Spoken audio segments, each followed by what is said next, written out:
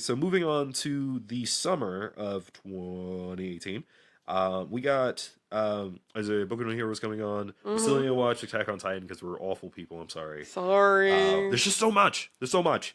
Overlord 3 was Yes! probably the highlight. I really appreciate Overlord. Like, really, I love it. It's one of those isekai animes where it does play into that. You have this person from the modern world ends up in the fantasy world, but the way they go about it, I highly appreciate because it's not just oh, you died and now you're here. It was, I'm hanging out online for the last bit of this game that I really, really liked and that I met all my friends on, and I kind of wanted to go, like, a last minute hurrah until the very end. I think the biggest difference on it is the fact that he's not himself. He's not himself. He is his character. Well, he's aware of what he's doing. Internally, he is himself. Now, mind you, internally, he's aware of what he's doing. He knows who he is, but he understands very clearly that he can't be not his he can't not be his character. And a lot of it thrives on the fact that like his subjects are alive. They're thinking people. They are like extremely loyal to what him. They're doing and all these things and fully subservient to him. I love how like he'll be like, and they're like, "This is a great plan, master," and then he's like, "Yeah, no, totally. I totally thought of that." I think the other thing is that like unlike most people, I don't expect myself to interject myself into this particular character. No, and I I think don't. it's because people and maybe somebody will argue me this, but like I feel like he's incredibly witty. Oh, he is. The fact that he can take any situation that even if he doesn't know what's happening and be able to come up with a plan to be able to, mind you, with a little help from his underlings. Yeah, I mean, even when his underlings come into the play, he's not knowing what's happening. Even some of the things they thought about, he's like, "What? Hold on." Yeah. And the fact he's able to easily do that. Now, mind you, I think somebody probably will argue, and I do think about that, is the fact that is the character that's doing that. It's the game. It's the character game that automatically he created. making him. Well, the thing is, he's not in the game. He's in another real world because the game was Yggdrasil or something like that, and but Yggdrasil isn't. It was ending. But the reason when I say game is just because what I'm saying is the world itself is making him who he is. Right. Like, in the mind of fact that he can't get super excited because the world will just straight up something will just stop him from doing it and he stops feeling things. Suppression or whatever. Well, that's why I was saying that this is sort of like that's why I said the game because like it's kind of like how the game like kind of reminds you, hey, remember you can't just do shit. Remember, you're a demon. Yeah, remember you're undead. Yeah, and like the way he's going about it, like part of it obviously because of what he is, he doesn't really have those human emotions. Like he doesn't regret the death of a human, but he doesn't particularly mourn it either. He's like, oh, that happened. Okay, and that's it. Yeah. And I mean, internally, he's like, oh, and like he's even mentioned it in the anime and stuff. He's like, I should feel more about this, but I don't. Yeah. But I liked it. I like the way it ended. I think there's something more going on with the way it ended, obviously. Oh my god. Because how can he be Momo and then still be Ainz at the same time? Ooh. So something. Oh yeah, that's something how tells it ended. me It this was is like Momo and Ainz Gold like at the same room. I'm like, wait, what? So here's my theory, and there's two different versions. Version one. I never read the light novel except for I've never either. I've read like 4 chapters of it and realized how boring it is and moved on. But no, here's my theory. Theory one is that he's got a duplicate spell, so he's got a copy of himself as Ainz, and then he himself is going as Momo. That's a possibility. Mm-hmm. It's not a far-stretched possibility for these characters. Second theory is the guy that he supposedly killed, the captain, didn't actually kill him. No, I think he's dead. You think he's dead? No, I think by keeping him alive, it kind of like. Well, here's my thing. He didn't actually kill him. The spell he used kind of put like a false death on him, and then when everybody was gone, when everybody was gone, he takes him. He's back to life, and he goes, by the way, now you serve me. Here's our plan, and you're going to pretend to be this person now. Yeah, maybe, but I don't want it to be that way. I don't want that because I think he put so much into the fact that total death is just death. You can't come back to it. You can't revive somebody like that. Fair. Like that. Even he can't, kind of situation.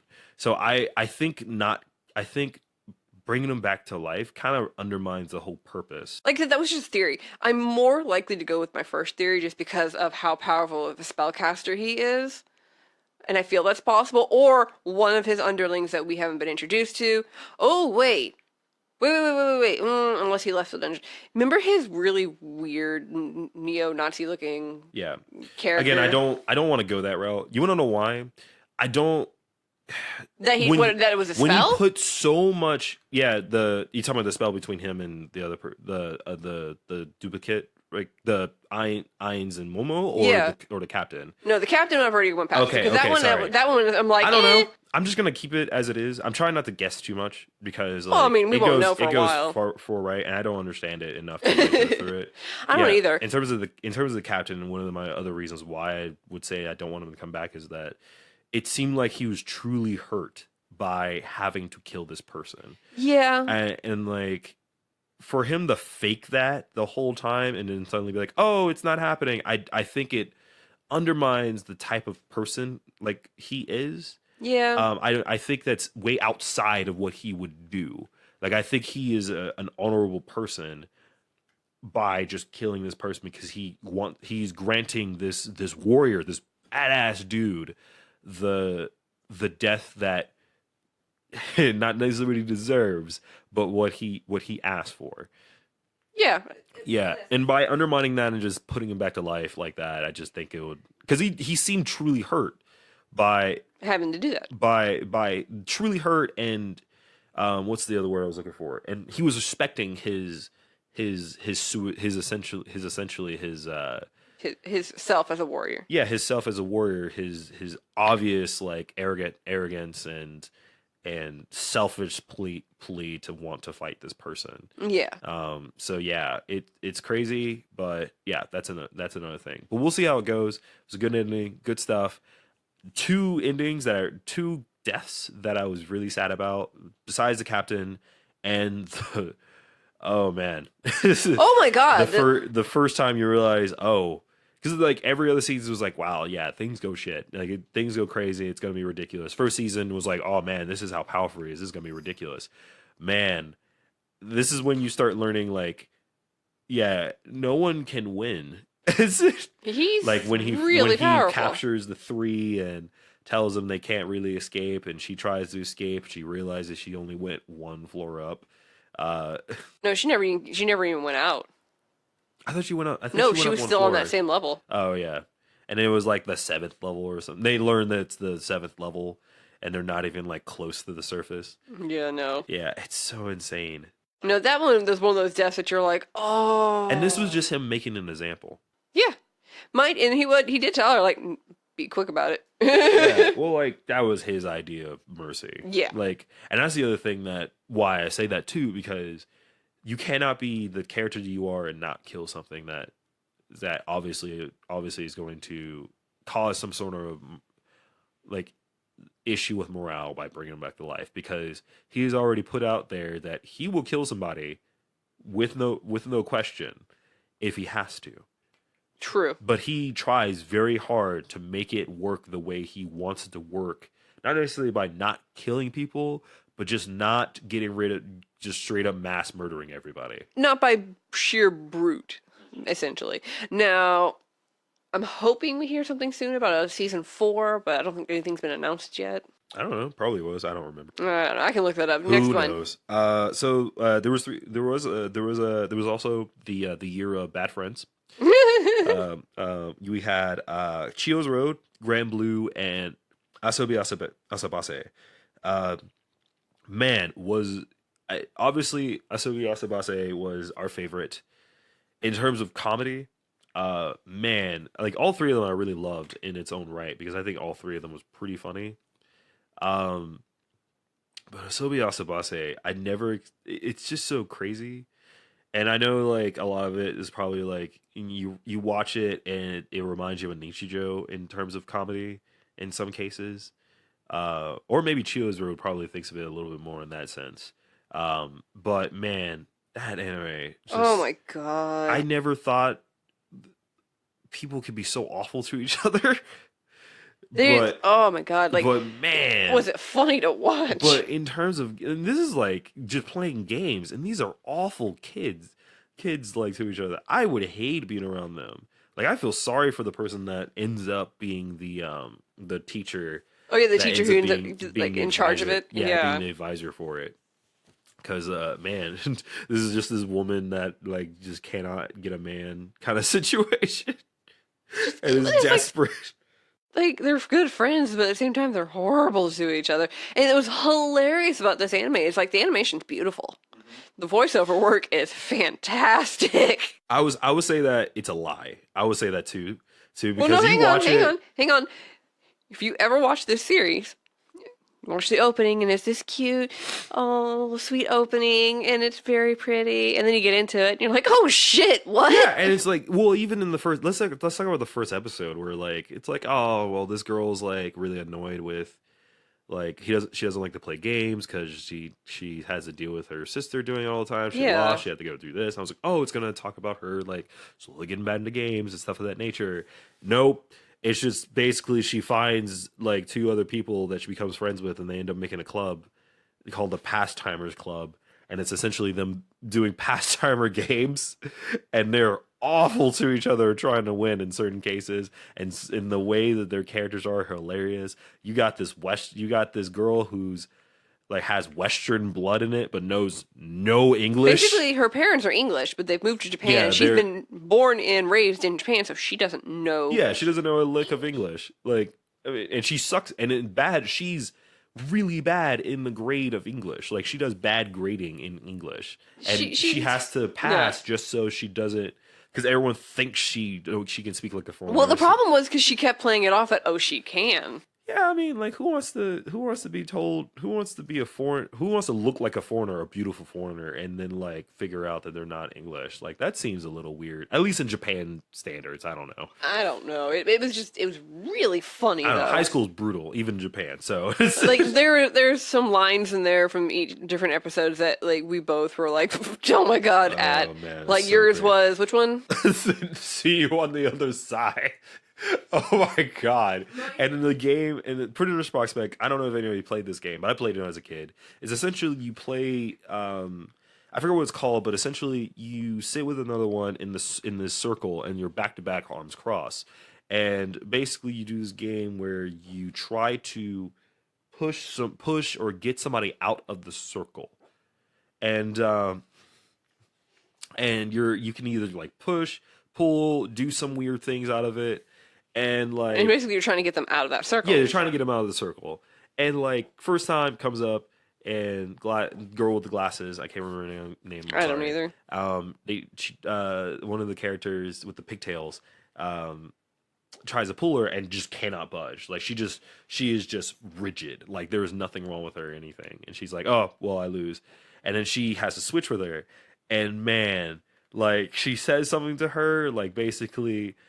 She says something like clench your butt or something of that nature, something ridiculous, and she just starts pulling, and her legs are like flying out in the air. She's screaming and stuff, and she's begging the other one to like help her. Sits there and just like let's go. Let's go. And for a few moments, like in a monologue, it's like she's gonna take me with her. And it's like, I gotta cut my losses. It's just, let's go.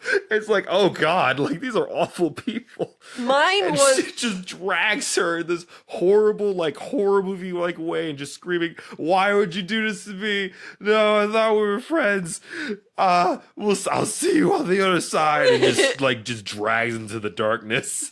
It's like, what? See, for me, like, one of my favorite lines was, my ass! And that whole game was basically, the one main girl with the the pigtails. Yeah. She was just trying to get at, Olivia, who Olivia, that's the American, the American girl, but who's not born in America.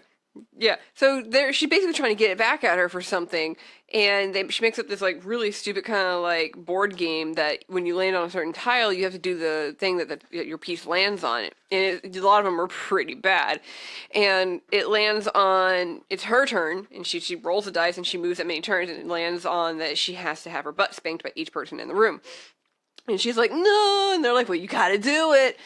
And she specifically made it so that they had to do it. One of them had to do it, but she messed up. And that was like the biggest part of it that made it funny. Because she was purposely doing it just to get them to get, like, end up with... like, there was, like, really embarrassing things or really, like, awful things. And so she ends up getting it. So she bends down on her hands and knees and is, like, crying. Like, be nice, be gentle about it. And, like, Olivia comes over and just kind of pats her. And she's all, like... No, you have to actually hit me like you mean it. So she kind of smacks her on the butt, and she's like, oh, why did you hit me? My own dad never hit me. And she's crying and stuff. And poor Olivia's like, oh, I'm sorry. And then the other girl, it's her turn, and she comes over and just like lightly pats her, and she goes, no, I'm ready. You have to do it. And she's like this moving monologue, and then she turns around and is like, no, I'm just kidding. I'm fine. And then like the girl's crying and like, I have felt your inner spirit, and then just smacks the ever-loving shit out of her butt. And the animation for it is fantastic because her butt is just like jiggling back and forth really hard, and all you hear is her just screeching and going, ah, my ass! Or no, my ass is destroyed! My ass is destroyed. It's just, what? It seems like that anime, you're like, these are horrible people. Yeah, I love this. It's so bad. Yeah, Chiyo's Road, moving on. Chiyo's, what was it? Yeah, Chiyo School Road, which is, it's all about distraction. Getting to school. Basically That's all the anime was, is essentially this girl who's a heavy gamer and nerd. She just tries to get to school, and she has these weird distractions coming along in every case, whether it's she doesn't necessarily want to end up in the sun, or she's trying to climb a house, or she trying to go around the construction site and take a shortcut. Yeah, or like she runs into like a girl with like giant boobs who wants to do like this weird like tackling game, and I'm just like, what? It's fun. It's fun because the distractions make no sense. Like, yeah, it's like one of those things, and it has like bad friends in this situation because her best friend, who's also happens to be in pigtails, is just an awful person. Like, and then you get the one girl who's like the perfect kind of looking girl, but she's the track and field girl, but she's an airhead. Yeah, like a really bad airhead. Yeah, and she'd rather run around naked if she ever got the chance. Yeah, and then I mean, there's not much to say about that. I thought it was funny. My favorite episode was the commando episode when they all went commando. It's just the revigoration of like the track and field girl was just insane. Like, it was just like, I feel liberated. Like, I was like, all right, you need to calm down. One of my favorites is actually the smoking. Oh yeah, when they find the cigarette, freaking the hell out because they're like, oh my god, if this gets out, and that. The other one is the bathroom scene, but like, I love that one too. And they were like short form like series, so like they were both of these animes were short form series. The other funny one that had to do with Bad Friends, which is not short form, they were episode by episode, was Grand Blue, which is College, the anime. It focuses on this guy who moves this place out on the coast to his uncle's place. To his uncle's place in the coast, and ends up joining a diving team in college. This is College, the anime. Why do I say this?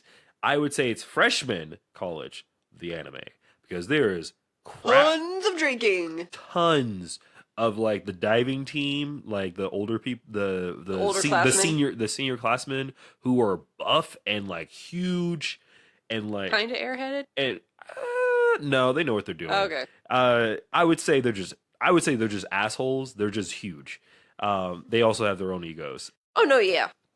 And they drink a lot, and they make him and initially his, I wouldn't say rival, but it's his friend, but he doesn't want to admit it because they're both idiots. Yeah.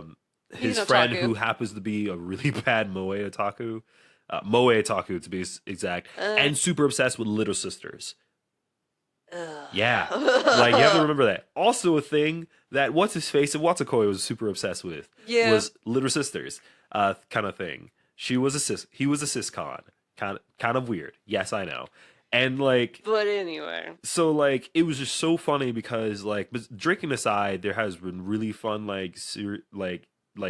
situations where it was really dumb things that happened that like in college that I wouldn't relate to, but I wouldn't relate to the extent of what they did. But I was like, yeah, I can see that happening. I've had conversations like that as a kid in college. Yeah, I've had situations where I kind of was dragged into like something really dumb like this in a situation. Not an entire talent show karaoke thing, but no, yeah, that was. And I wasn't naked every single time I was drinking. But like it starts off as it was basically a drinking game where like if you lost, then you had to lose a piece of clothing, and eventually at some point they all lost. Well, the problem was it wasn't even like that. They made it seem like that, but didn't you realize like within like the second half of the first episode? No, that's just a thing they do. Yeah. They just get naked when they drink. That's just a thing. That's just a thing. Like, it doesn't even stop. It gets to a point by, like, third episode where, like, they're just used to it.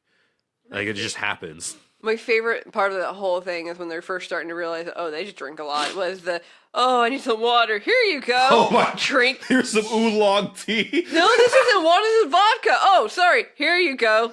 Takes a lighter and lights up and it starts flaming. He goes... Why is the water on fire? Why is the water on fire? And it's just straight up grain alcohol. And you're like, oh, then here, try some oolong tea. Lights on fire. Oh my god. Why is the tea on fire?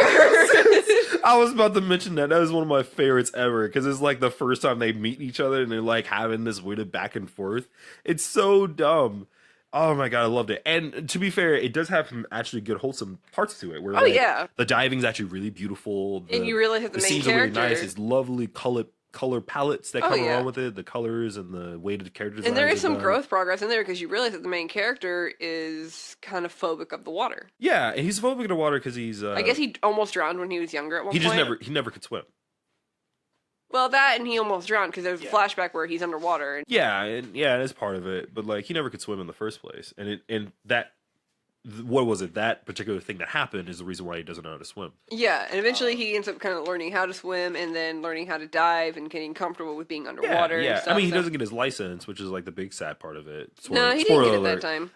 But it was fun to watch. I think like I wouldn't say I was related because it reminded me of how college was for me, early college, like when I was living in a 4-4 with like other college students, and we had like a party every like other day kind of thing. I remember you guys like, we're having a party. I'm like, but don't you have a test tomorrow? Yeah. What? Yeah. Yeah, and like man, the chief years, like chief year when I was just at the backyard for majority of my time. Especially when I was like there for that, and I was pledging for Phi Mu Alpha, and I remember that one. It was and it reminded me that like all the parts that I loved in all that, because I never like had a part where I was like, oh man, this sucked kind of thing. I think if events didn't happen the way it was, I probably still would have been in certain situations as it was. I mean, it's good because it turns out it was for the better.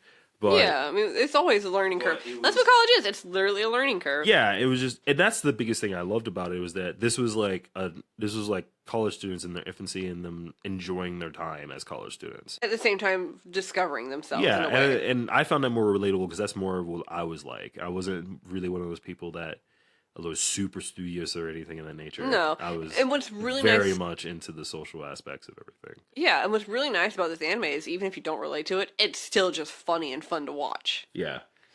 So what else do we got? Oh man, I think that we're getting close to an end here. Yeah, well, I mean, it's getting there. We had a couple of things. Fully Coolly Progressive, which I guess people are disappointed. I don't think it was disappointing.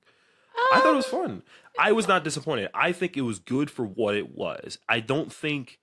You should never expect a series that was 14 years late after the original series to have the same magic, the same like feeling as you got in the first 6 series. So since Fully Coolly is again top animes of all time for me. They never make sense. Some of the best still fun to watch. Some of the best 6 episodes I will ever watch, and I rewatch them all the time. Oh yeah. And I don't expect it to come up with it, but I think it was good. I think the music was great because pillows. I think the writing was great. I think it was interesting. We haven't watched Alternative yet, which I've heard that is even better than Progressive. Which if that's the case, then I'm definitely going to enjoy it. But I think it was good. I think Regressive was a good, solid anime for what it is and what Fooly Cooly was. I think I still got what I wanted out of it, which was an interesting, out of this world kind of experience. Yes. And I think that was enough for me. The only other one that came up was Engelmos, which I thought was good. Which one? Engelmos, the Mongol. Oh, Mongol yeah. I think it was good. I think the weird shading was odd. Yeah. I don't know why. I understand why. Like, I get why they're trying to give it that kind of gritty look to it, but they could have done without that. Otherwise, I think the horrible amounts of blood that comes out of it was fine enough. I mean, it's not like dark fantasy kind of blood, but it was like historically accurate kind of situation. I wouldn't say accurate, but like no, that's not accurate at all. No, but like, I mean, none of it was accurate, but it was a nice like thought process. I love the idea that this is a thought process of a situation that no one would ever be able to actually know about, because it's one of those situations like this is not a written record or anything of that nature. Like the actual events, like some of the integrations of like what happened in terms of and some things of that nature. Yeah. So the liberties were definitely taken in here and there. Kind of thing. Yeah. And there were some name drops that were real. They were things that happened in the situation. Yeah. But I think it was enjoyable to watch. I'm glad to see it was still in like the 4.0 in terms of happiness and what people were watching. So that's enough for me to think that it was decent. Yeah. So moving on to, I think it was summer. So we're working, and mind you, we are only talking about things that we have personally watched from start to finish. We're not talking about anything that we have not finished within the year, and we're not talking about any anime that we have not watched. That includes Fooly Cooly Alternative because we haven't watched it yet. But we plan to, and then we do plan to watch others that may have come out. And if you have anything that like you want to tell us that's amazing or we should watch or anything, please tell us, let us know, because like we always want more to watch. And there's a huge amount on my list, but I try not to waste my entire time at home by watching like series of anime anymore. So whatever comes up, please let me know. Tell me your feelings. And now we get to where we're at now, the fall of 2018. Slimu's my favorite. Slimu. All right, that's weird. It's not Slimu. I know, but it's called that time I was reincarnated as a slime. It's another isekai anime. I will say it's my favorite to watch. I will say it's my second favorite to watch. What's your first one? It's it's funny. It's tied between World of Colors and I can remember of Zombieland Saga. Yeah. Yeah, I sat there for a while and I was like, yeah. Well, I definitely want to watch Zombieland Saga like all the time. I like World of Colors because of what it represents as a anime or as a character who is. She's lost her way. She has lost her way. That's what the loss of color, her loss of color sight has brought.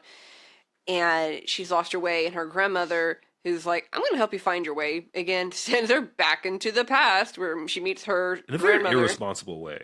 Yeah, it was, but then you learn very quickly when you see Kohaku. That you're like, oh, the younger version of Kohaku is like worse. Oh God. Yeah. You are awful. Like, she's not bad. It's just she's very awful. I mean, no, she's actually really great. She's just you learn very quickly that she has high expectations of herself. Yeah. She's just not careless. She's careless. Yeah, but she's learning. I think that's the main part of it. She's careless and but she's careless. She's not careless to be mean about it. It's just she's very just kind of like he with it. Yeah, she's just do things first. Mischievous. She's careless but mischievous. Yeah, she's kind of like magic first, ask questions later. Yeah, pretty much. But she's learning. You can see that she's learning. I do like it's so fucking beautiful. It really is. It's beautiful. The music's great in it too. The development is nice.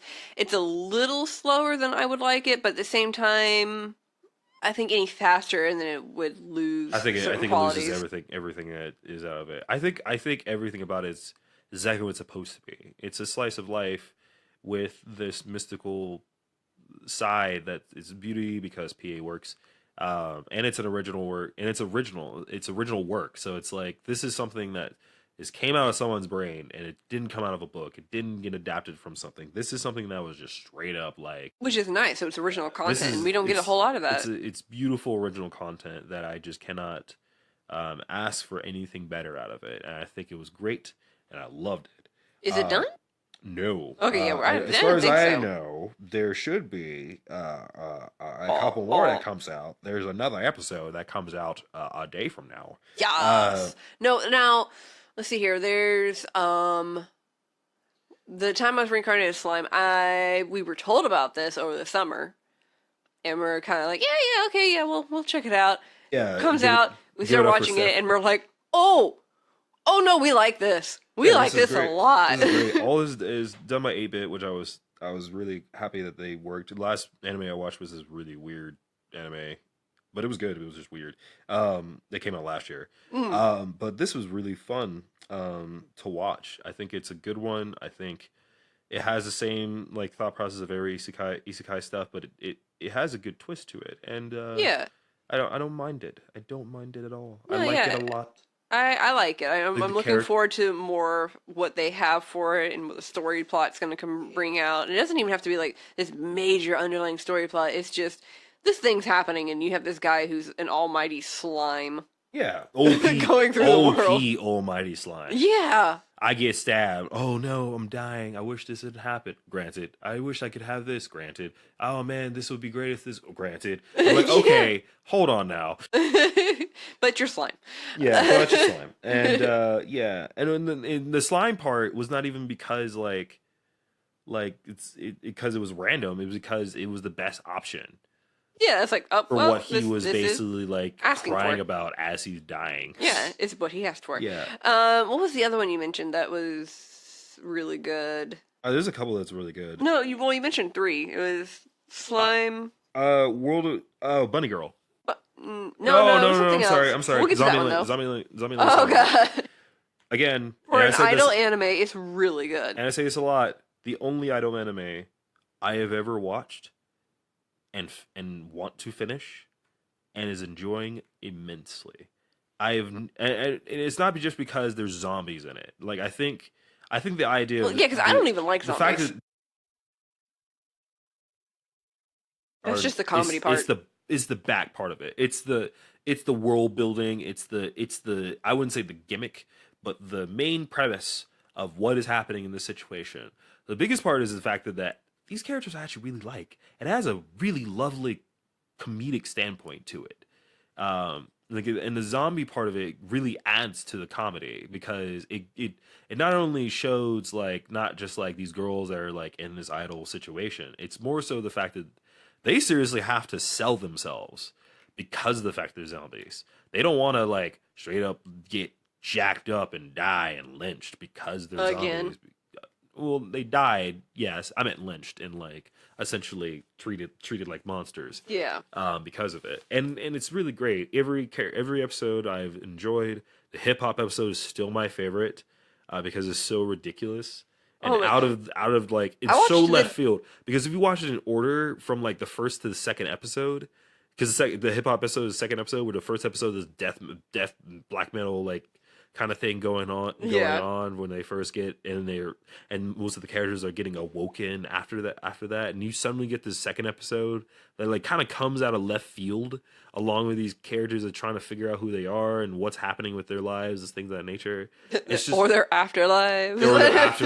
Yeah. And I think it's so fun to watch. I ended up getting to see the English clip for that scene. Oh god. The cast decided to keep the Japanese rap portion, so they're singing in Japanese. Oh man, part of me is like, part of me is like, okay, I get it. It's like, yeah, maybe that's okay, but it comes up with the fact that and Mother's Basement said this earlier. I miss flipping English dub openings so much. Like I can still sit down and sing things like the Macross Robotech opening, and I will belt out the Rurouni Kenshin opening for you. And Smile Bomb, Yu Yu Hakusho's opening. Oh my god, or like Inuyasha's first openings and things of that nature. Yeah. And yeah, I miss stuff. I do really, really miss stuff like that. I don't think Cowboy Bebop counts. No, because that's just music that's out. That's like on another flipping level. Yeah. But I do miss it. I miss things like I miss the I miss like Yu-Gi-Oh like opening. Like as ridiculous as it was still fun to listen to. It really was. And then of course you got like Pokemon being a classic now. Yeah, Beta Bots. Oh God, and that makes me feel old. Yeah, I think the Pokemon opening theme song is a classic. Yeah, man, remember like back then when Mariah Carey was in a soundtrack for Pokemon in the first movie. I mean, that's you had Matchbox 20 being in a song for Digimon. That is true. Matchbox 20 was in the Digimon movie soundtrack. That is very true. Which I still love that soundtrack. No, it's a good soundtrack. I know it's a solid soundtrack. I'm not gonna lie. But yeah, I do miss it. But I can understand why that happened. But that's okay. Zombieland, amazing. Yep, I can't wait to see what happens next. Moving on. Some anime that came out that was really, really awesome. It was Bunny Girl. Bunny Girl that one was surprising. I was very shocked. Yeah, I know. The title's really stupid, and you look at it and you're like, okay, what? It wasn't the title. It was the synopsis. It was a synopsis that made no flipping sense. I was like, oh, okay, they just call it puberty syndrome, and that's it. And they like talk about this, and I'm like, okay, that's cool. And I was like, so is this like random like, I hope it's not this stupid harem like thing that's gonna come out and be kind of is dumb. No, not really. I would say this is the thing about it is it does this like light novel. I mean, not light novel, visual novel type of structure. Okay. Like, you see what I mean? Like, it just focuses on another girl kind of ending, but it still keeps firm that he is in a relationship with this other girl, with the original Bunny Girl kind of situation. And that will never end. And he's firm about that. It's just a matter of he's just a guy that sees a damsel in distress and just like, all right, let me save them. Very, very White Knight-ish. If you think it like that, it's so fucking annoying. But no, yeah. But it's not. That's not the part that's interesting. The part that's interesting is the characters are surprisingly really deep and very multi-layered. Every one of those characters, even like the side characters that come out every once in a while, like are very multi-layered and they all have their own like set of issues that come up as they're growing up. Sense of identity and finding of oneself and certain issues that come up and that thing, and they all end in like these supernatural like phenomenons that kind of all like encompass this one guy. They're not like so like, and they're not flashy phenomenons. That's the interesting. No, they're very subtle. Like the repeating of a day, like some like the Groundhog kind of effect. Yeah, the Groundhog Day effect. The Groundhog Day story. Everybody's done it. The last anime that has done it in, I wouldn't say a bad way. It's just, man, people hated it. Was Haruhi Suzumiya? Yeah, which is the disappearance is Haruhi Suzumiya. But yeah, or the memories. I can't remember what that one is. It was a very weird thing. I don't know. It was good. I never expected to be so invested in it. Yeah. Like, especially like the first arc. Like, holy crap. I was like sitting there, I was like, oh, this is gonna be so dumb. I don't really want to like sit down into it. I was like, oh no. I'm invested. It's like, oh no, these POs are interesting. Oh no, there's an actual deep meaning behind this. Oh no, I'm invested. And like the whole time where she gets to the point where her mother like doesn't remember her or doesn't see her, I was like, oh my god, like that hurt. Like, holy crap, this is insane. Like, I don't know what to do in this right now. Holy crap. Yeah, that hurt. Yeah, it's so great, and I think it was great. It's starting to beat me. It's the other arc where she's like ends up like repeating herself because she doesn't want to go through the same issue of being axed out by this person that is definitely not a great person kind of guy. No, the problem was it wasn't necessarily that. It was because her friend had a crush on him. Yeah, okay. But he was asking her and out. She felt uncomfortable about it because she didn't want to ruin her friendship with this person, even though the friendship was shallow. Yeah. Like, it was like one of those shallow things that she had to be like this type of person to do it. And you learn I'm not gonna spoil it because like there's so many things that happen, especially like the end part where like they end up back in that groundhog situation, and he immediately figures it out why, and it's like, oh my god, this is. If anybody wants a feeling like it was before, it's sort of like the episode of I forgot the main character in ReZero, but him. Oh God, him, what are you talking about? Yeah, where he just keeps dying and dying and dying. Yeah, specifically the episode where but this one doesn't confesses have death. She confesses her love, and he shuts her down. Even though it ends very differently, but it's an interesting way about it. So watch it if you haven't watched it yet. It's beautiful. Has a very deep thought process and really interesting like psychological elements into it. So I really liked it. I thought it was really cool. What else are we watching right now that we're really kind of into? Goblin Slayer. Yes. So Goblin Slayer, I will say this. Fair warning: if you start watching it, it does contain. It contains strong, mature things that happen. Lots of blood, lots of gore. There is rape in it. And here is my thing about it. I'm gonna come up with this, and again, the Anime Man said something about this today, or she similar to it. Here's the thing about it. If you really think that is the worst thing that's gonna come out of anime for you, and you think that's bad, that is insane. And I'm so tired of people saying crap like that, like, oh no, this is really bad. Why is there rape in it? It's just putting it out there. Oh, no. I was like, I am sorry, but you are not allowed to say that, and then go back and talk and compare things like this anime to Berserk and Claymore, other dark fantasy stuff that had it way worse way awful. In the first, and the anime doesn't show it too much, and even the original anime, but the original anime does show rape. But like, if you read the manga and you're talking about the manga of Berserk being so great, you do understand that there's rape that happens within the first chapter. Like, there's literally the part where he is having sex with a monster, with somebody, and the monster turns into a monster and tries to eat him while he's having sex with it. So that says a lot. That says a lot to it. And there's also within like the 10th chapter where, as a young boy, he is raped by another dude in the worst way possible. So the Goblin Slayer series, I think the biggest point that a lot of people had recently was like, oh, it's glorifying rape. And look at the way they portray it in the series, they're not glorifying it. They're showing something that is horrific. But the problem is the fact that the idea of glorifying would mean that you are just showing it just for the sake of showing it. You see what I mean? Yeah. There is a clear explanation of why this happens. And they're putting it out there they explain very early that these goblins don't have horrible. Well, goblins don't have a female counterpart. There is no female counterpart for goblins. But this is seriously goblins seeing a woman and literally not being able to control themselves and using that opportunity to get what they want. It's like literally a bunch of people in a prison, a bunch of dudes in a prison. They finally and one woman is thrown in there.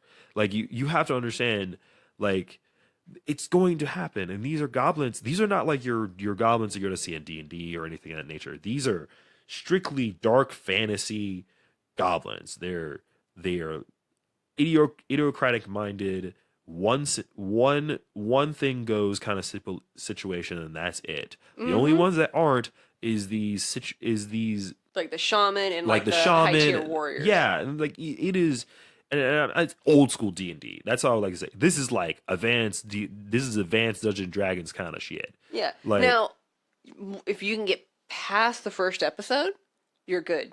They do kind of hint back on some pretty rough stuff throughout the series. Yeah. But the rest of the anime itself is really good and very D&D-esque. It's in terms of like the way it plays out. Yeah. But you also get some pretty interesting characters that show up, as well as a little bit of character development. A little bit. I want to say that the party that goes along with them is a little one-minded, one-directional. I haven't. They're not my favorite. They're not. I mean, yeah, that's the issue I have with it so far, is that the characters are a little bit one-dimensional. The main character, Goblin Slayer, is interesting to me, and also kind of not interesting at the same time. Yeah. It's one of those situations. It's because he's so one-track mind. Well, it's a stoic character, and if you don't like stoic characters that are out for revenge and has only one thing in mind and only care about one thing, then it's okay. I think it's done very well because I think the way they implement the fact that he does not care about anything except for goblins, and the only reason he ever does certain things if it has something to do with killing goblins because of his past and what has happened to him, then that is the good part. That is the parts that I actually really enjoy. Yeah. I do enjoy the little the intricates of parts that the conversations that he has with people and his slowly being able to open up to other people because of this party that he's been with now, kind of thing. He's learning mainly because of this priestess that has been around, that is kind of thrown herself, stuck her into it because he saved, not just because he saved her, but because of the fact that she realizes that this person needs her just as much as he needs him, that she needs him. Yeah. But it's an interesting one. I'm curious to see how the rest of this unfolds. Yeah, and I think it's enjoyable. I think the production value is good. I don't appreciate when I find it really annoying. CG scenes. Yeah, the annoying switch off from is Goblin Slayer CG, is Goblin Slayer not CG. It's a little annoying, especially since like I'm not a big fan of like people putting in CG during a 2D. CG 3D elements into a 2D situation. I know a lot of anime does it for like crowds and things of that nature, but it just seems so off and seems so jerky. It's just not jerky. Something about the animation style versus the other animation style, it just doesn't meld. Yeah, it just has it. I don't think it's mixed in together enough. Not in the schedule that anime is produced on like a weekly basis as it is. To be at a point where the two should be together. Yeah. You know what I mean? It's like there's this one scene, it was just a recent episode where like they were just walking through the town after getting cleaned up, if you will. And like he's walking down the street and it's totally CG. Like it's obvious that he's in CG. And then you get her walking next to him and she's 2D. And then it switches closer up and he's still 3D and it switches out and then switches back and all of a sudden he's 2D and you're like, yeah, wait, what? Yeah, it's like, come on, make up your mind. Whether you're going to hand draw it or not. Just figure out what you want to do. Sorry, not hand draw it. 2D or not. 2D or 3D. Pick one. Do not mix it because it's not perfected in a way to make it meld together well enough for it to not like stand out so awful. Not to stick out in like a sore thumb. Literally. Yeah. and so like yeah, and it's just whatever. But I think that was pretty much everything we're watching. We tried to watch. I'm watching Gridman, which is really good. Trigger. Moving on. You can have that one. I'm okay. And then throughout the year has Banana Fish, which I really love. Gangster anime that is based off an old manga. If you are uncomfortable with gay people, this is not a place to watch it. Because it's gay. It's real gay. That's a bad thing. Just it's not a bad thing. It's just letting you know. It's really good. It's a good gangster anime. Shout out to my friend who can't finish it because of the feels. Apparently, and then Run with the Wind was another one I was watching. It's made with the same people as Haikyuu.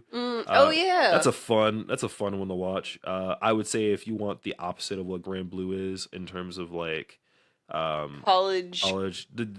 Club. Spin that around and put it into these older college kids who are just trying to live their lives and they end up in a track team and it kind of makes them better as people because they're doing this track and kind of finds themselves at the same time as they're doing that. But yeah, it's good stuff.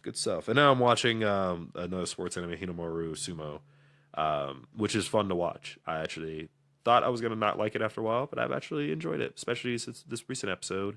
It's kind of one of your typical like sports animes, is like get you going, get you super intense, get you flipping screaming at it like a football game. But yeah, that has been one more. Honda-san. Bookseller, Skullface bookseller Honda-san. I love that one so much. Short form anime that is great. Is the author, the mangaka for it. It's based off his actual life. While he was working at a bookstore. When he was working as a bookseller. Okay. I really enjoy it. I never worked at a bookstore, but I have been around a couple people that has worked at bookstores, and I do understand some of the things that they deal with and some of the stuff that comes with that. And this has to do with distribution in general. Even if you're in like a DVD store or something of that nature, they kind of deal with the same shit, same stuff. Well, maybe not quite, because some of it's also cultural. In terms of like some of the cultural stuff, cultural parts of it, especially it's very heavily on the cultural parts of it in Japan. Which is nice because he actually goes in and explains like how it works. Yeah, it's good learning. It's good education for what happens if you don't understand the inner workings of how Japanese bookstore works. Yeah, Japanese bookstore works. I couldn't tell you. Like I always wondered. I thought it was like would be like kind of like how American ones work. No, I actually thought it was gonna be. It's actually more American than I expected. Really?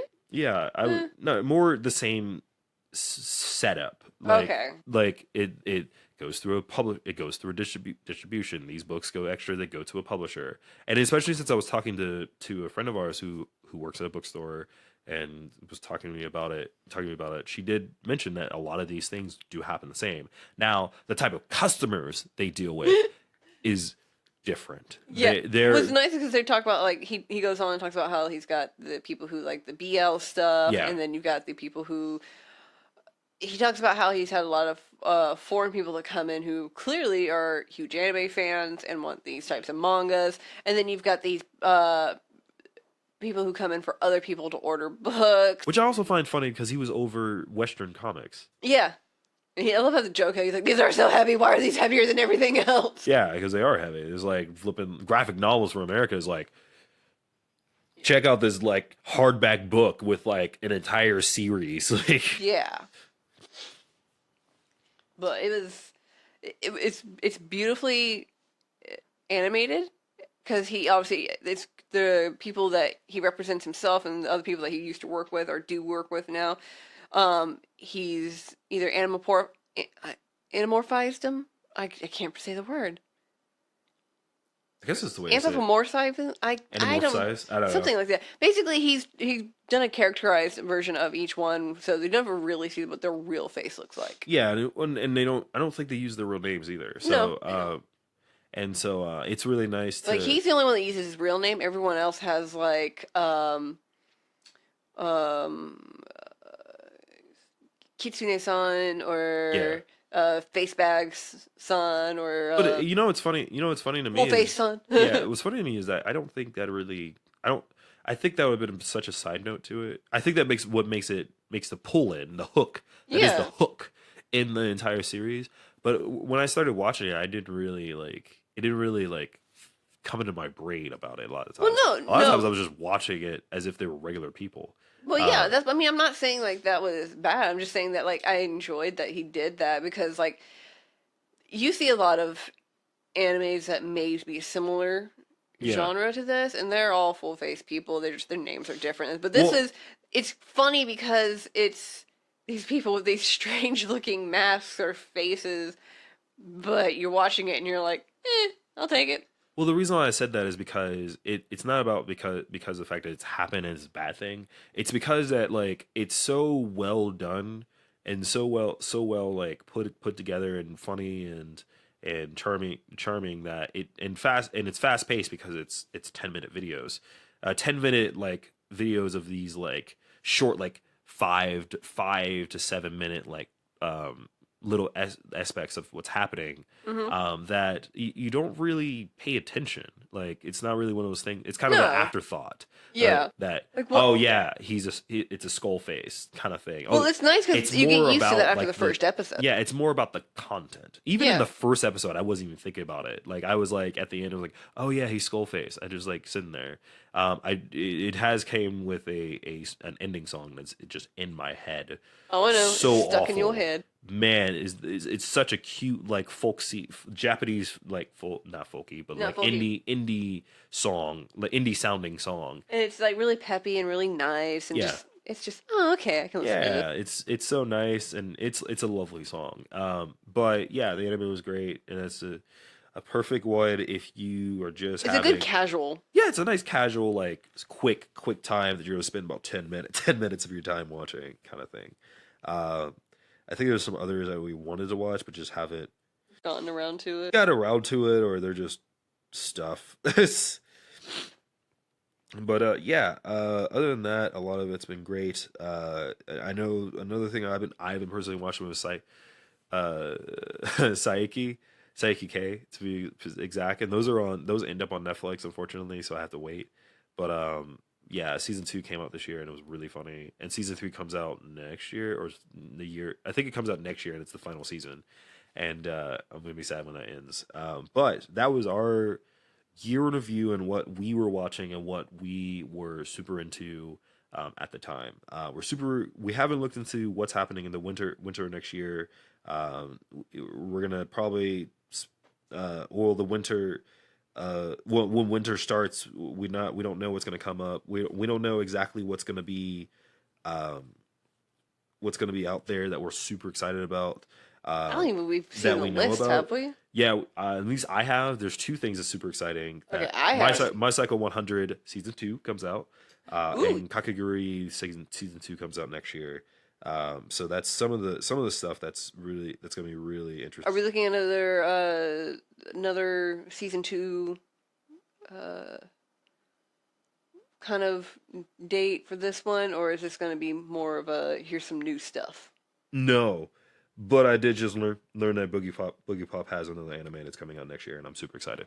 There you go. I'm super excited. It seems to be based off the light novel that came out a couple of years ago, but it's Boogie Pop, so I'm not going to flip and question it. Like, I'll take it. Yeah, but there's a couple things that's coming up, so we'll see how things go and go from there. There's a couple things that's coming up, and I don't know if I'm super excited about it yet.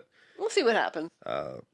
Well, I'll probably spend some time watching a crap ton of previews before things come up and see how things are.